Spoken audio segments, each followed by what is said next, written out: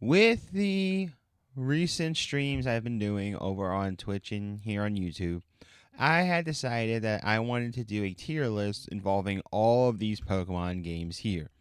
These involve all the main series ones as well as Coliseum and XD.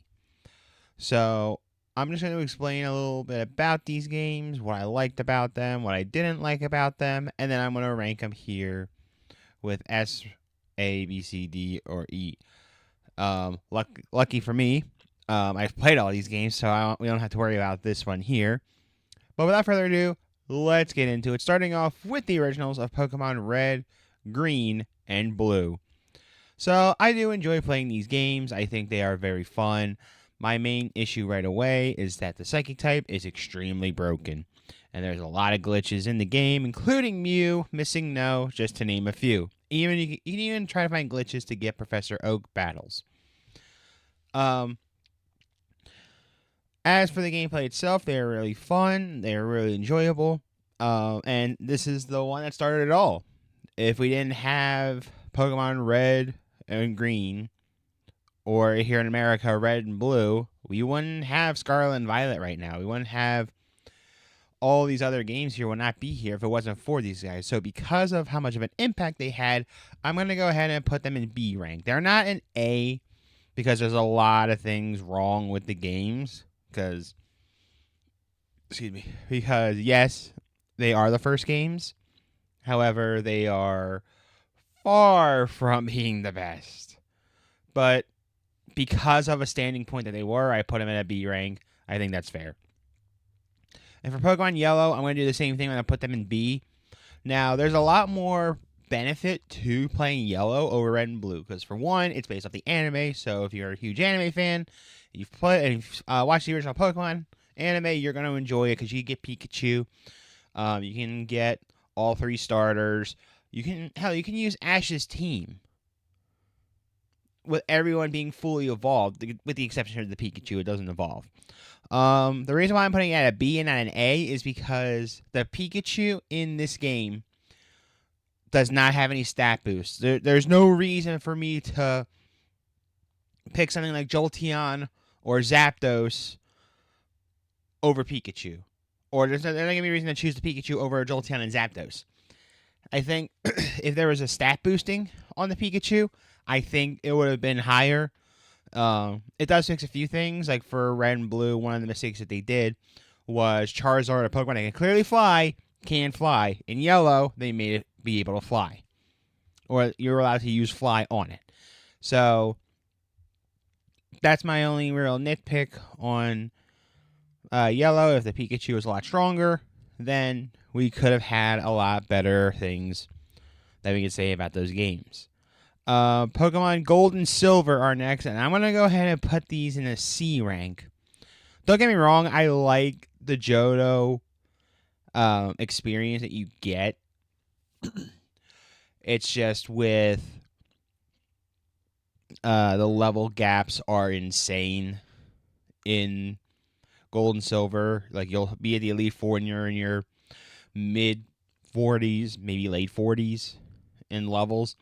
And then you jump into Kanto. And next thing you know, after you defeat the 8 gym badges in Kanto, now you're fighting against a guy who starts off with a level 81 Pikachu. And then everything else is in the upper 70s. So it's a weird level gap. They're still not bad. All these games are fun to play if you play them at least once. But I'm going to put them in C rank. However, for Crystal version, they did a whole lot to it. They added sprites. They added a bunch of stuff. I'm putting it in A. I'm putting Crystal in A. I've enjoyed playing Crystal a lot when I was playing this on the virtual systems when it came to the 3DS. I've played Gold and Silver as well. They were okay. Crystal, I've been having a blast. It is so much fun. It kind of runs into the same issues as well with like the level gaps and all that. But one thing I like about the Johto games, they added a day and night cycle, which really affected the game. But I feel like they did a lot more in Crystal, and as well as kind of fixed the story up a little bit as well. Now you're adding Suicune into the story. You can get both Lugia and Ho-Oh once you get through Kanto. You can do a bunch of stuff that you couldn't do previously because of limitations from the original game to the remake or the third game. I wanted to say remake, but I'm like, no, that's another discussion. We are now jumping into the Game Boy Advance era from Gold, Silver, Crystal to Ruby and Sapphire. Now, Ruby and Sapphire are very fun games. They do a whole lot. They added new things. They added the double battles. Let me try this again. They add the double battles. They add abilities. They added natures. So it became more of a competitive way to play the game, but also having support as well with the abilities, as well as a support with double battles. And there's a lot of cool Pokemon in this region. Quite honestly, very memorable. I know there's one complaint about too much water, but I don't think that's enough of a complaint, honestly. Like, it is something that does happen in the second half of the game, but it's not like it doesn't break the game or ruin the game for anybody. You're just gonna be surfing for a while, so I don't think it's a bad game at all. Just like with the original Kanto games, I'm gonna go ahead and put them in B. Now, before we jump into the next game for the Hoenn or revisiting Kanto, we're gonna talk about the GameCube games. First off is really Pokemon Colosseum. Oh my goodness. This game is awesome. If you have not played it yet, I highly recommend doing it. I know it's expensive, but trust me when I say it's a good game. Years ago, I streamed on Twitch, and all it has ever done is a lot of people came together. They were talking about how much they like this game. It's very underrated. I am going to give this one an A because I didn't mean to go up. I'm going to give it an A because, again, like, the story itself is a lot of fun. It's not like your average Pokemon game where you battle gym leaders and fight an evil team. You still fight an evil team, but you start off as a bad guy and you break in to, I think, your own evil team's lair to get the I almost said shadow stuff, but kind of. You get the stuff you need to catch the shadow Pokemon and revive them. I know I spoiled a good portion of the game, but it's the same thing for this one and the next one we're going to be talking about. Plus, Colosseum and XD had the best character ever in Mirror B, and do not tell me otherwise. Mirror B is amazing. And Pokemon XD Gale of Darkness is next, and this one, for the first time in this video, it's going to S tier. This is perfect. One of the things that Colosseum did not do was wild Pokemon battles. Here, it's weird, but it can happen in this game. We can run into wild Pokemon and use them. Now, this time you are just playing as a little kid. And a cool thing with Colosseum and XD Gale of Darkness, you start off with evolutions. In Colosseum, you get the Espeon and Umbreon. And in XD, you get Eevee. Now, once you get more Pokemon, it leads to double battles, which is mainly what the games are about, just double battles. But what I like about XD is that there's more of a story to it and an attempt to make a comeback, but it never happened. Also, there was alleged rumors that XD was supposed to have the hero in Colosseum did all that to become the super bad guy so you couldn't beat him, but they decided to not do with it, and they still struck gold with how they did it. And again, they had Mirror B, one of the best characters in all of Pokemon. They really got to go back to Ore. That's like the one thing they got to do. If they're ever going to... I know I've said before on things like they should go back to this region, they should go back to this region. Go back to Ore, or make a game similar to the Ore games. Pokemon's been hinting at something with Ore. I don't know if they're going to bring like Colosseum to the next system or XD to the next system. I don't know. But we'll see what's going on when we get there. But now we are going to jump back into Kanto for Pokemon Fire Red and Leaf Green. And I'm going to go ahead and give it an A because Fire and Leaf Green, while they were, yes, way too focused on the Kanto Pokemon, it was a great way to introduce or to bring back Kanto in a perfect way. Plus, they added things in like the Sevii Islands, which then also had Pokemon from other regions. I think that was amazing. I think that was a great idea. I know there's some issues with things like, you're only limited to Kanto Pokemon. They focus way too much on the original games. Sorry, my nose is running like crazy. Ugh.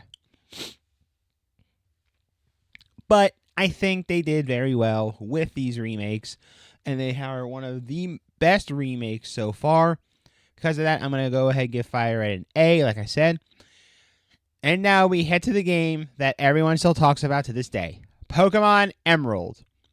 And it's getting an S tier. Listen, Emerald has been a lot of fun. They put Ruby and Sapphire stories, and you put them together and make the main focus Rayquaza. And now everyone loves this Pokemon to the point that Pokemon Scarlet and Violet on December 20th till January 5th, I think, they are going to be doing 5-star Terra raids for Rayquaza, for a shiny Rayquaza. I understand that the people want to do like 7-star raids, but I think this is like a Merry Christmas from Pokemon to us by having a 5-star legendary raid, which I've said it before and I'll say it again. I much rather prefer that than having them just give it to you. I hate that.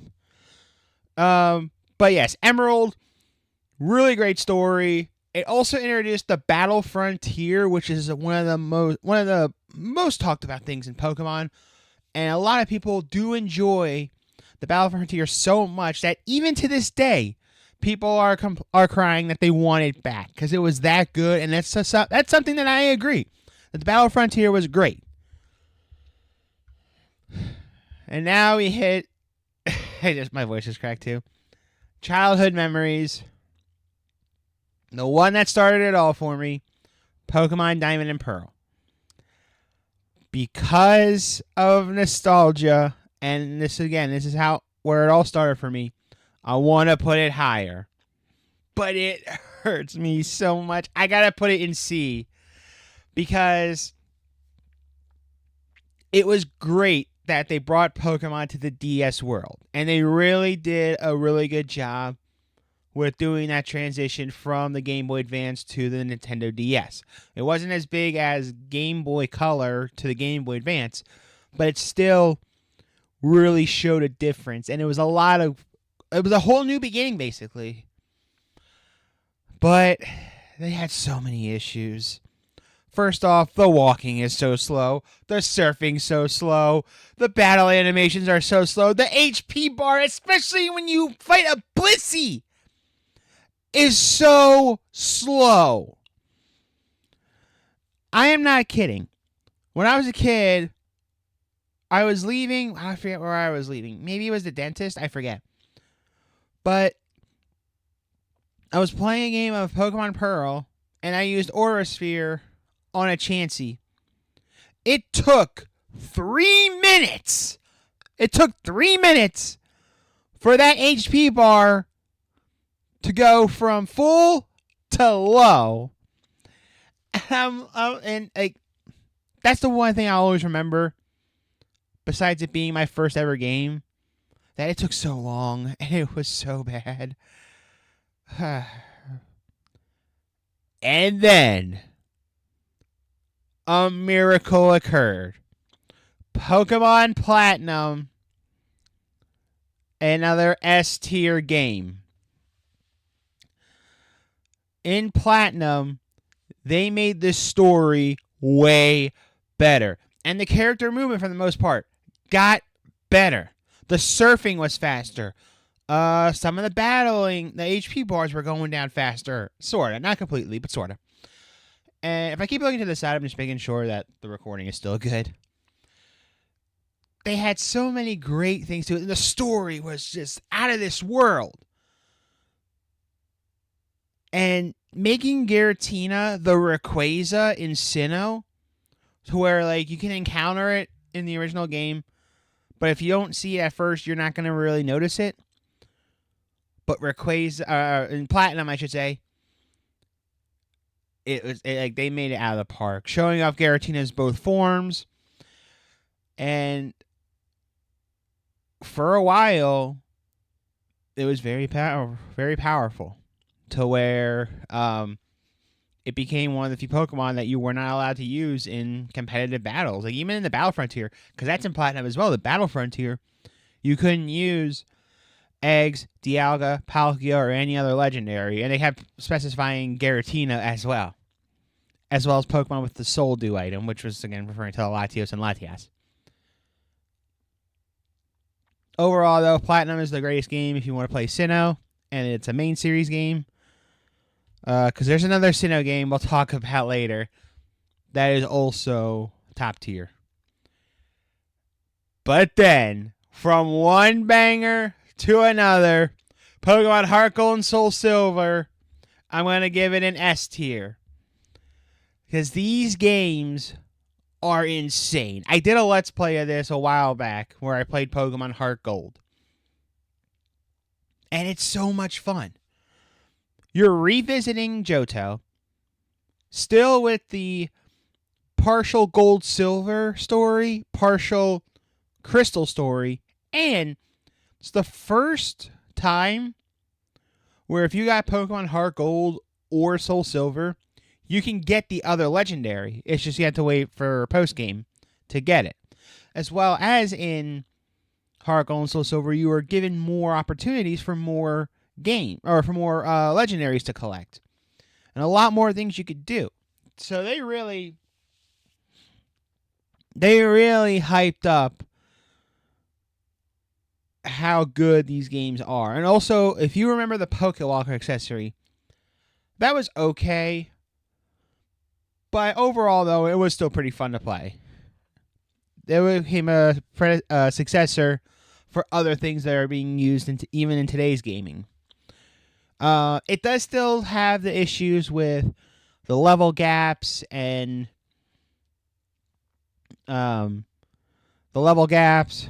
as well as a weird, not linear story when you head to Kanto.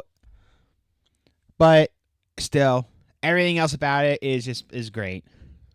And now we're going to jump into Unova for Pokemon Black and White, which I'm going to give an A. Now, right away when I first heard that Black and White was coming out, one of the first things I heard and one of the biggest complaints that was being said was you were not able to catch any original Pokemon from Gens 1 to 4 till the postgame. They wanted you to really focus on the Unova Pokemon. And a lot of people were not happy about that. But if you take away that, this game is great. You got the stuff with N, Team Plasma, Ghetsis. When you battle N, they're gonna have Reshiram or Zekrom, and you're gonna have the other one, and they face off each other. The story though is fantastic. One of the best stories that we've ever gotten in Pokemon. It made it to where it was very interesting and enjoyable at the same time. Because when you get stories, especially in today's world, they're either interesting, but not enough to really grab your attention, or they're enjoyable, but are easily forgotten. In the Black and White series, and the next one too, Pokemon Black 2 and White 2, which I'll also put as an A, they both had great stories. Like, they were very interesting, and you can also enjoy it as well, and you remember it. Everything with N's Legacy, with Ghetsis returns. And then they add Kyurem, which could fuse with Reshiram or Zekrom to have their own form. There's also a theory out there, and I really thought we were going to get this answer soon. But one of the theories was that if Kyurem somehow fused with both Reshiram and Zekrom, then that would be the ultimate dragon that was mentioned before. Because they mentioned the ultimate dragon was both Reshiram and Zekrom, and were brought together, but we never knew what would happen. And then with Kyurem fusing itself with one or the other, why not try both? Maybe that's something we see down the road, maybe like a remake Unova game, or if Legends goes to Unova, because we know where they're going next. They are going to Kalos with Pokemon X and Y, and I'm going to give it a B. I am okay. I'm not mad with the idea of the EXP share helping you raise your Pokemon. It makes it so much easier to where you don't have to worry about leveling up your team prior to taking on a gym leader or the evil team or the Elite Four. Team Flare was pretty fun. And I guess I got to talk about it here. The Mega Evolutions. I don't have a problem with Megas. I think they're pretty cool. My only issue with Megas is they didn't really give them to a lot of Pokemon. But I also remember, though, that there were some fans that did not like Megas at first. Like the very beginning, they did not like it. Just how they didn't like the Fairy type, which was introduced in Gen 6. And the EXP share, when we found out, no one really liked that. But then when they were gone, everyone just wanted them back all of a sudden.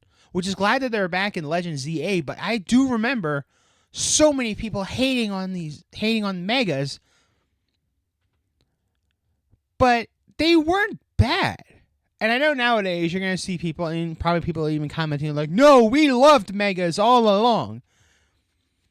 I saw a lot of people online despising Megas. Maybe when Mega Kangaskhan became a thing, maybe it became an issue. I'm not sure quite particular on how it happened. But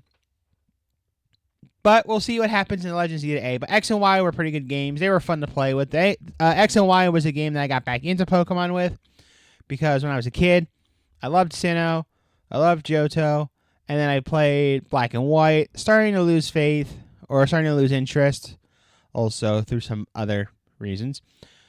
So I kind of stopped for a couple of years, and I jumped back into X because I was hearing a lot of good things. And, of course, that's when I was hearing about the Megas as well. So I'm like, all right, let me give it a try. And I haven't stopped ever since. So we're going to go into Omega Ruby Alpha Sapphire, which are remakes to Ruby Sapphire and Emerald. I'm going to go ahead and give it an A here because they did something that was overdue and it worked perfectly. And that was the Delta series. So, yes, it's still your Ruby Sapphire base game. They added Megas. They did the physical special split, which was in Gen 4, which was another good plus for Gen 4. They also had... they added extra story to this as well. They added Delta series, which I thought was amazing because then it got you to Rayquaza. It gave you a story to get to the Rayquaza. It wasn't just, oh, I went up this tower and here it is, like it was in Ruby and Sapphire. Another thing I really enjoyed too was with the Delta series, it also went into outer space as Mega Rayquaza, and you encountered Deoxys. That's another thing too. The Deoxys got a Mega. No, not Deoxys. I'm sorry. Rayquaza got a Mega. And Kyogre and Groudon got their Primal forms, which are really fun. They also eliminated fire from water attack for water attacks, which I don't know why you would attack a Primal Kyogre with a fire move, but whatever. And then Groudon removed water, which I think was more effective. So we then got those, which were fun. We got more Megas, which were also pretty cool. And they were really enjoyable. They were a lot of fun. They gave back to Hoenn, which was a lot of fun. And yes, more water. But again, it's not a big deal. It's not the end of the world. Now we're going to hit a controversial part of this video. And I know there's good on both. However, one thing in particular made it feel like it wasn't worth playing. Sun and Moon gets a D, and the Ultras get a C. I know Ultra Sun and Moon is pretty fun. However, my biggest complaint was the cutscenes and so much monologuing. I'm like, come on. I want to play the game. Okay? When you're playing Sun and Moon, the first 3 to 4 hours of this game is nothing but cutscenes, and you walk 5 steps. So, walk 5 steps, you get 10 to 20 minutes of cutscenes. Walk 5 more steps, 10 to 20 minutes more cutscenes. It ruined Alola for me. So, for the Alola region, the variants look cool. The idea of kahunas over gym leaders, interesting. The islands itself, because it's based off Hawaii, okay, not bad. They're not bad. The issue is so much monologuing in both of these games. In Ultra Sun and Moon, they dimmed it down a bit, so it's less of that, but there's still a lot there to where it felt like I don't even want to play the games anymore. I finished up Pokemon Sun, and then I was going to get started on the Ultras, and then I stopped. And it wasn't until last year I restarted and finished Ultra Moon. It was bad. So much monologuing, so much, and you can't fast forward it, you can't skip it. It is so annoying.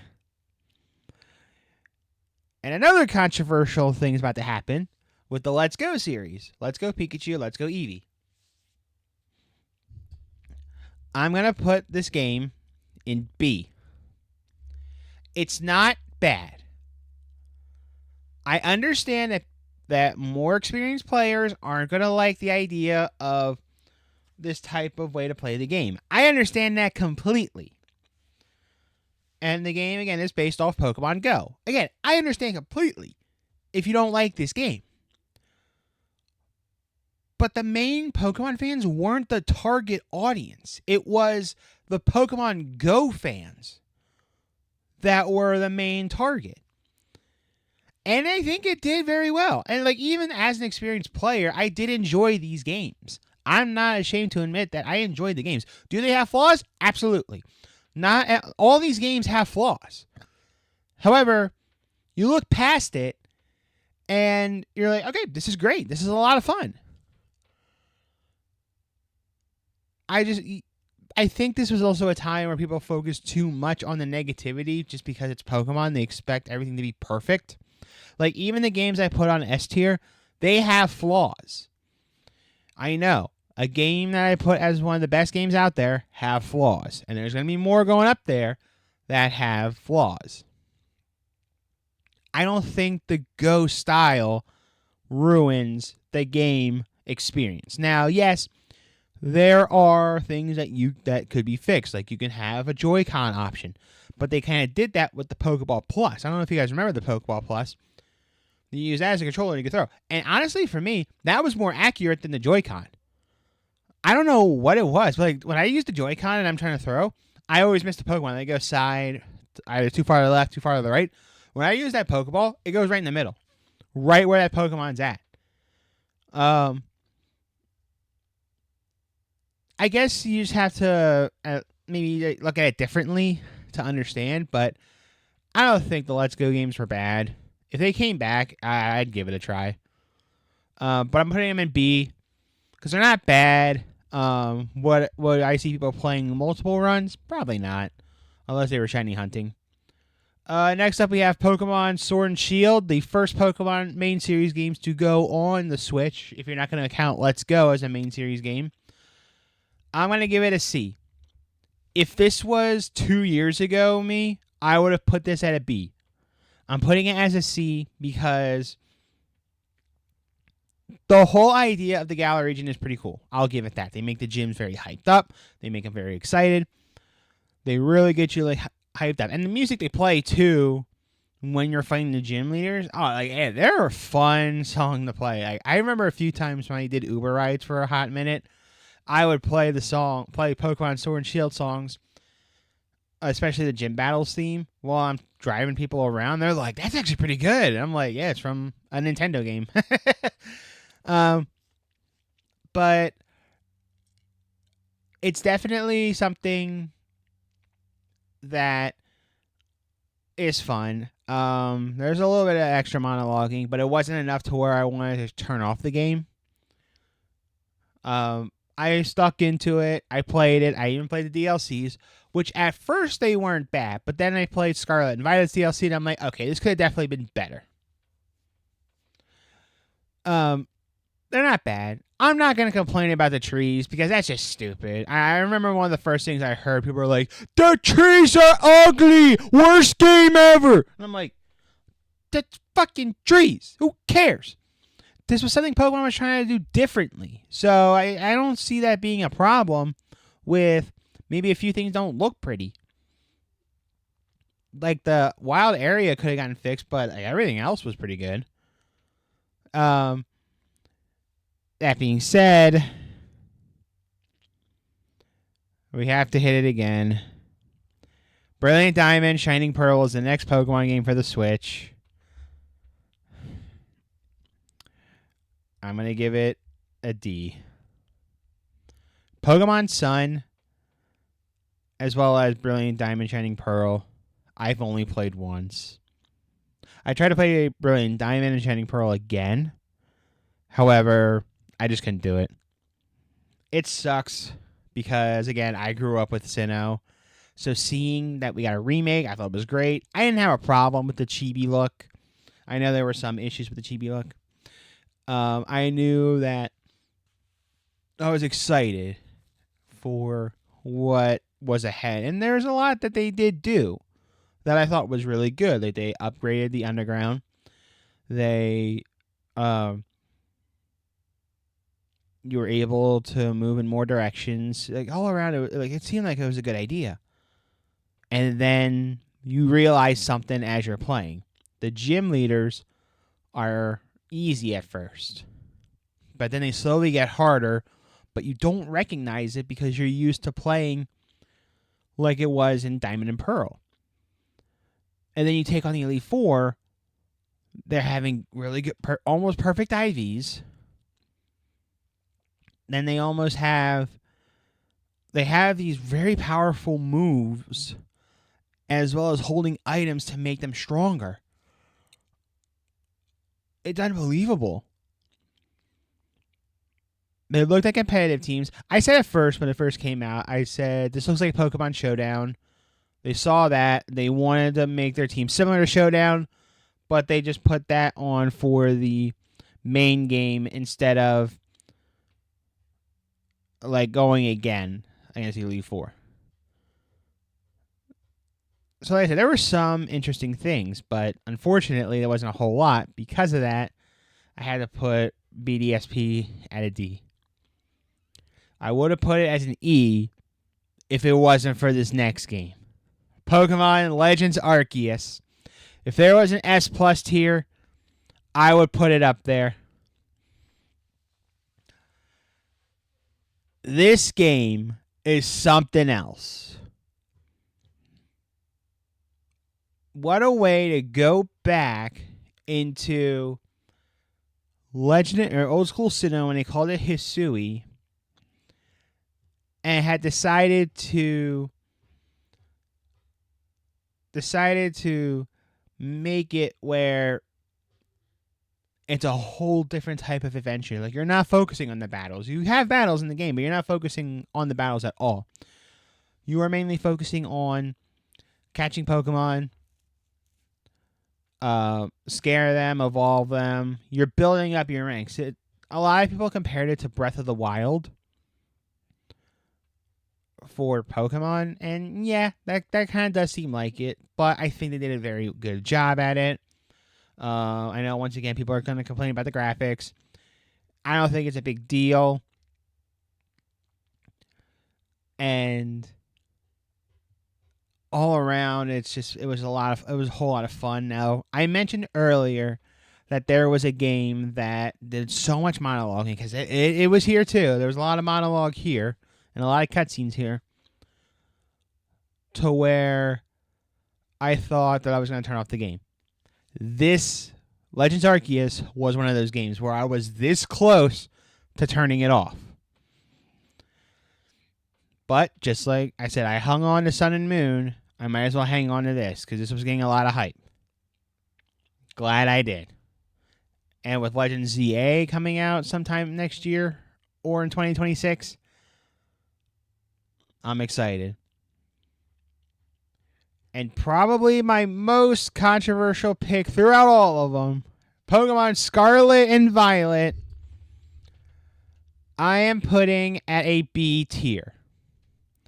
I know there are going to be people saying graphics aren't that great. There were crashes, there are bugs, there's glitches. There's one main reason why, well, there's a few main reasons why I put Scarlet and Violet in a B tier. And that is this. One, there's 3 stories. I get it, that's not completely wherever you want to go, but there are 3 different stories that you could do. There's stuff to do after the game. The DLC is amazing because I like the idea in the DLC where one story affects another.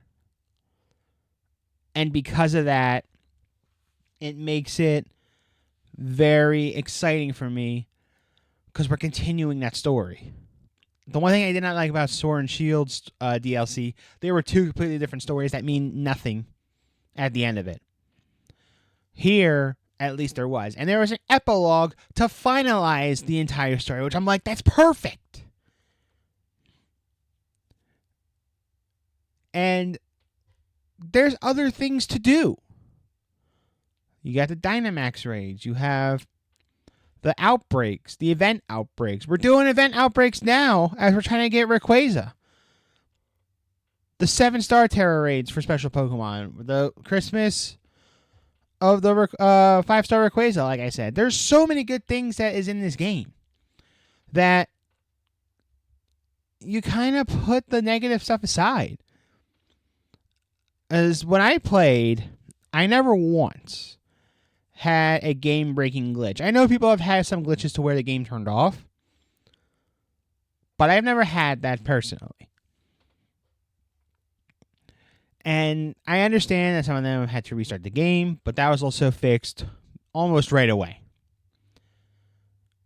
And I think that's what people have to understand now, is that we are in a world where so many people want these games to come out so fast that, yes, there's going to be errors. There's going to be glitches. But there's also updates that are made throughout to calm them down.